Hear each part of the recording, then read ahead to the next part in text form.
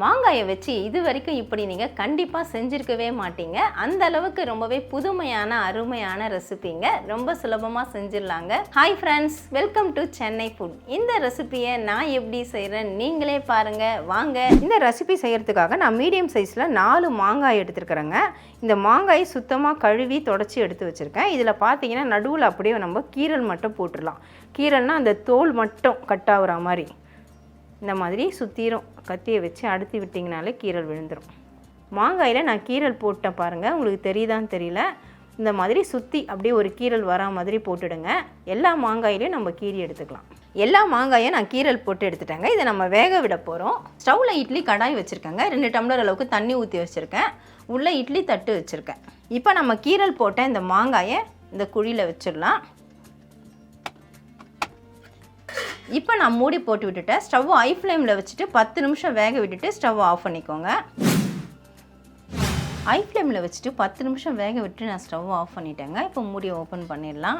மாங்காய் பாருங்கள், நல்லா நிறம் மாறிட்டு இருக்கு. அந்த தோல் எல்லாமே நல்லா வெந்திருக்குது. இதை அப்படியே பிளேட்டுக்கு மாற்றிட்டு சூடு நல்லா ஆற விடணும். வேக வச்ச மாங்காய் நல்லா சூடு ஆறிடுச்சுங்க. இப்போ எதுக்கு நம்ம கீரல் போட்டோன்றது இப்போ உங்களுக்கு புரிய வரும். நம்ம இந்த மாதிரி கீரல் போட்டதுனால அப்படியே பாருங்கள், அதுலேருந்து ஈஸியாக கழட்டி எடுத்துடலாம். அதே மாதிரி இந்த சைடும் அப்படியே ஈஸியாக நம்ம கழட்டி எடுத்துடலாம். இந்த மாதிரி கழட்டி எடுத்ததுக்கப்புறமா பார்த்திங்கன்னா இது உள்ளே இருக்கக்கூடிய பல்ப்பை நம்ம அப்படியே ஸ்பூன் வச்சு வடித்தாலே வந்துடும்.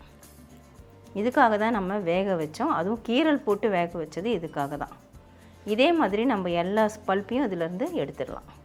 ரொம்ப சுலபமாக எடுத்துடலாங்க. நார்மலாக நம்ம தோலெல்லாம் சீவிட்டு பொடியாக நறுக்கி வேக வச்சு அதுக்கப்புறமா தான் நம்ம இந்த பல்ப்பு எடுக்க முடியும். ஆனால் நம்ம அப்படியே தோலோடு வேக வச்சிட்டோம். கீரல் போட்டு அதில் இருக்கக்கூடிய பல்ப்பு எல்லாமே வந்துருச்சு பாருங்கள், வெறும் தோல் தான் இருக்குது. இதே மாதிரி எல்லாத்தையும் நம்ம எடுத்துக்கலாம். நம்ம வேக வச்ச மாங்காயில் இருந்த சதைப்பகுதி எல்லாத்தையுமே எடுத்துட்டோம் பாருங்கள். இந்த வேக வச்ச அந்த மாங்கொட்டையை நல்லா காய வச்சு அதில் இருக்கக்கூடிய பருப்பு மட்டும் எடுத்து ஸ்டோர் பண்ணி வச்சுக்கோங்க.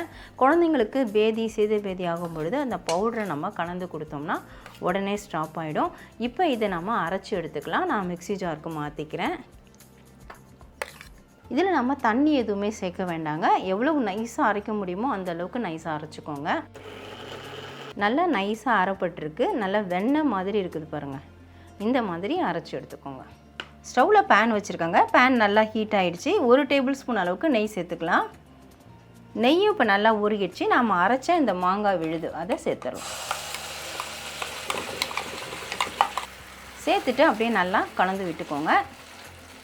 அரைச்ச மாங்காய் விழுதை சேர்த்துட்டு நெய்யோடு நல்லா கலந்து விட்டாச்சுங்க. நம்ம ஏற்கனவே வேக வச்சுட்டோம். அதனால் மாங்காய் வதங்கணும்னு அவசியம் கிடையாது. ஸ்டவ்வை மீடியம் ஃப்ளேமில் வச்சுக்கோங்க. இப்போ நம்ம சர்க்கரை சேர்த்து விட்டுக்கலாம். நான் 125 கிராம் அளவுள்ள மெஷரிங் கப்பில் 1 கப்பு சேர்க்குறேன். உங்களுக்கு இனிப்பு எவ்வளோ வேணுமோ கூட்டி குறைச்சி அதுக்கு தகுந்தா போல் சேர்த்துக்கோங்க. கூடவே 1 பிஞ்சு சால்ட்டு சேர்த்துட்டு நல்லா கலந்து விட்டுக்கலாம். உங்களுக்கு வெள்ளை சர்க்கரை வேண்டாம்னா நீங்கள் நாட்டு சர்க்கரை சேர்த்துக்கலாம். இல்லை இடித்த வெல்லம், தூள் வெல்லம் இருந்ததுன்னா அதை நல்லா கொஞ்சமாக தண்ணி விட்டு கொதிக்க விட்டு சேர்த்துக்கோங்க. இல்லை ஆர்கானிக்காக இருந்தால் நீங்கள் அப்படியே சேர்த்துக்கலாம். தும்பு தூசி இருக்கிற மாதிரி இருந்தால் கொதிக்க வச்சு வடிகட்டிட்டு சேர்த்துக்கோங்க. இல்லை பனை வெல்லம் கூட சேர்த்துக்கலாம். இது எல்லாமே உங்கள் விருப்பம்தான். ஸ்டவ்வை மீடியம் ஃப்ளேமில் வச்சுட்டு நல்லா கலந்து விட்டுட்டுருக்குறேங்க. சர்க்கரை எல்லாமே நல்லா கரைஞ்சிருச்சு. நான் எக்ஸ்ட்ராவாக 4 டேபிள் ஸ்பூன் சர்க்கரை சேர்த்தேங்க. ஏன்னா மாங்காயோட புளிப்பை பொறுத்து நம்ம இனிப்பு சேர்க்கணும். இந்த மாங்காய் பார்த்தீங்கன்னா கொஞ்சம் புளிப்பு அதிகமாக இருந்தனால நான் எக்ஸ்ட்ராவாக சேர்த்துருக்கேன். நீங்கள் எடுக்கிற மாங்காயை பொறுத்து நீங்கள் இனிப்பு கூட்டி குறைச்சி சேர்த்துக்கலாம். இல்லை மாங்காயில் செய்கிறது உங்களுக்கு பிடிக்கலைன்னா மாம்பழத்தில் கூட செய்யலாங்க. ஆனால் மாங்காயில் செய்கிறது டேஸ்ட் ரொம்பவே நல்லாயிருக்கும். நீங்கள் இது வரைக்கும் ட்ரை பண்ணலன்னா கண்டிப்பாக ட்ரை பண்ணலாம். இப்போ பாருங்கள், சரியான பதம் வந்துருச்சு. அப்படியே நல்லா கண்ணாடி மாதிரி இருக்குது பாருங்கள். நம்ம தண்ணியே சேர்க்கலை. நம்ம தண்ணியில் போட்டு வேகவும் விடலை, ஆவியில் தான் வேக வச்சோம். அதனால் சீக்கிரமாகவே நமக்கு ரெடி ஆகிடும். நல்ல ஒரு கண்ணாடி பதம் நமக்கு கிடச்சிருச்சு. இப்போ நான் பார்த்தீங்கன்னா எசன்ஸ் சேர்க்க போகிறேன். பைனாப்பிள் எசன்ஸ் தான் நான் சேர்க்குறேன். உங்கள்கிட்ட எசன்ஸ் இல்லைன்னா ஒன்றும் பிரச்சனை இல்லை. ஏலக்காய் பொடி இருந்தால் நீங்கள் சேர்த்துக்கோங்க. 1/4 டீஸ்பூன் அளவுக்கு நான் எசன்ஸ் சேர்க்குறேன். எசன்ஸ் சேர்த்துட்டு ஒரு தடவை நல்லா கலந்து விட்டுட்டு ஸ்டவ் ஆஃப் பண்ணிடலாம். எசன்ஸ் சேர்த்துட்டு நான் நல்லா கலந்து விட்டுட்டேங்க. ஸ்டவ்வை மீடியம் ஃப்ளேமில் வச்சு தான் நம்ம செஞ்சிட்ருக்கோம். பாருங்கள், பேனில் ஒட்டாமல் வருது. இதுதான் நமக்கு சரியான பதம். இப்போ ஸ்டவ் ஆஃப் பண்ணிவிட்டு நல்லா சூடு ஆற விட்டுடலாம். அவ்வளவுதான் ஃப்ரெண்ட்ஸ், மாங்காயை வச்சு அருமையான ஜாம் நம்ம ரெடி பண்ணிட்டோம்.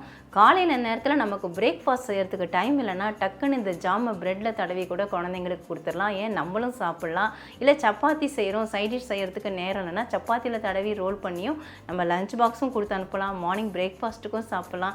டேஸ்ட் அந்தளவுக்கு சூப்பராக இருக்கும். அதில் இருக்கக்கூடிய புளிப்பு சுவை, நாம் சேர்த்துருக்க இனிப்பு சுவை சேர்த்து சாப்பிட்றதுக்கு அவ்வளோ அருமையாக அட்டகாசமாக இருக்கும். இந்த மாங்காய் சீசனில் தாங்க நம்ம இதெல்லாம் ரெடி பண்ண முடியும். இந்த மாதிரி ரெடி பண்ணி வச்சுக்கிட்டா மாங்காய் சீசன் இல்லாத டைமில் கூட நாம் இந்த ஜாமை எடுத்து நம்ம சாப்பிட முடியும்.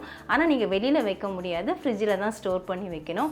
இப்போ அந்த ஜாமை நான் பவுலுக்கு மாற்றிருக்கேன். எப்படி இருக்குன்னு நீங்களே பாருங்கள். எந்த ஃபுட் கலரும் நான் ஆட் பண்ணலைங்க, நேச்சுரல் கலர் தான் அதில் இருக்குது. நல்ல திக்காக இருக்குது பாருங்கள். இப்போ சூடு ஆறுனதுக்கப்புறம் பார்த்தீங்கன்னா இன்னும் நல்லா திக்காகிடுச்சு. நம்ம சரியான பதத்தில் தான் இறக்கியிருந்தோம். இப்போ இதை நம்ம பிரெட் ஸ்லைஸில் தடவிட்டு நான் உங்களுக்கு கட் பண்ணி சாப்பிட்டு காட்டுறேன்.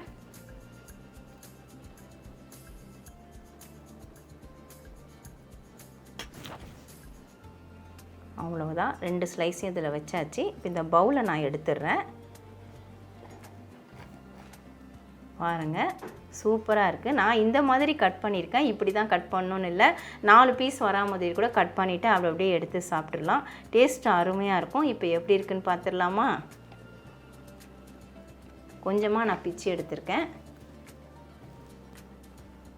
டேஸ்ட் உண்மையிலே ரொம்பவே சூப்பராக இருக்குதுங்க. நான் சொன்ன மாதிரி புளிப்பு சுவையும் இனிப்பு சுவையும் சேர்ந்து டேஸ்ட் அவ்வளவு அருமையாக அட்டகாசமாக இருக்குது. அதுவும் ப்ரெட்டில் தடவிட்டு கட் பண்ணி சாப்பிடும்போது டேஸ்ட்டை சொல்லவே வேண்டாங்க, அல்டிமேட்டாக இருக்குது. இது வரைக்கும் நீங்கள் மாங்காயை வச்சு ஜாம் ரெடி பண்ணது இல்லைன்னா கண்டிப்பாக ட்ரை பண்ணி பாருங்கள் ஃப்ரெண்ட்ஸ். திரும்ப திரும்ப செய்வீங்க, அந்தளவுக்கு டேஸ்ட்டு சூப்பராக இருக்கும்.